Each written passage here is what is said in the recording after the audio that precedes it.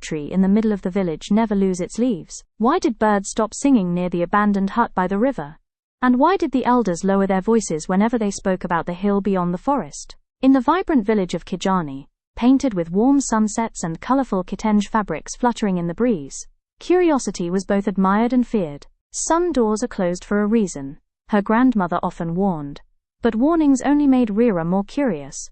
At 16, Rira was clever, fearless and restless. While other girls spent time weaving baskets or dancing around cooking fires, she spent hers exploring hidden paths and listening to old stories whispered by elders. One night, Rira overheard old men speaking. "The drum still beats at night," one whispered. "The spirit protects the secret," said the other. Rira's eyes widened. A secret? That night, sleep escaped her. The moon hung over the village like a silver eye, watching. She kept thinking about the mysterious hill beyond the forest, the place no one visited. By midnight, curiosity had won. Rira wrapped herself in a dark shawl and slipped quietly out of her home. The forest was alive with sounds. Crickets chirped, leaves rustled, distant owls called through the darkness. Yet Rira kept walking, her lantern trembling in her hands. Finally, she reached the forbidden hill. At the top stood an ancient hut covered in vines. Strange symbols were carved into the wooden door, and from inside came a soft rhythmic beating. Boom, boom, boom, the drum. Rira's heart raced with excitement. "This is what they've been hiding," she whispered. She slowly pushed the door open. Inside, golden light filled the room. At the center stood a massive carved drum surrounded by treasures, gold bracelets and gemstones. Rira gasped. Every secret has a price. That should have been enough. It should have scared her away. But curiosity burned stronger than fear. Rira reached for a golden bracelet. The moment her fingers touched it, the drum exploded with sound. Boom!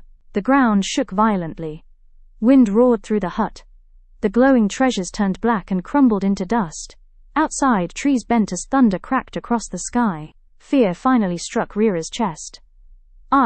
I'm sorry." But the hut was collapsing. Rira ran. Branches clawed at her clothes as she raced through the forest. The once peaceful path had become twisted and unfamiliar. Shadows moved between trees.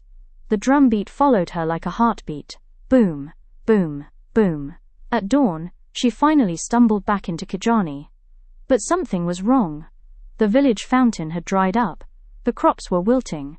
Even the colorful birds had vanished. The elders looked at her with knowing eyes. "You opened the hut," her grandmother said quietly. Tears filled Rira's eyes. "I just wanted to know the truth, and now the village suffers for it." For weeks, Rira worked harder than anyone to restore what had been lost. She carried water from distant rivers, replanted crops, and helped repair damaged homes after the storm.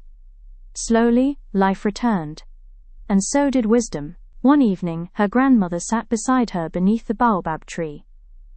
"Curiosity is not evil," she said softly. "It helps us learn and grow. But when curiosity ignores warnings, wisdom disappears." Rira nodded silently. From that day on, she still asked questions. But she also learned when not to open certain doors, because sometimes, curiosity doesn't just kill the cat, it destroys the peace it was trying to uncover.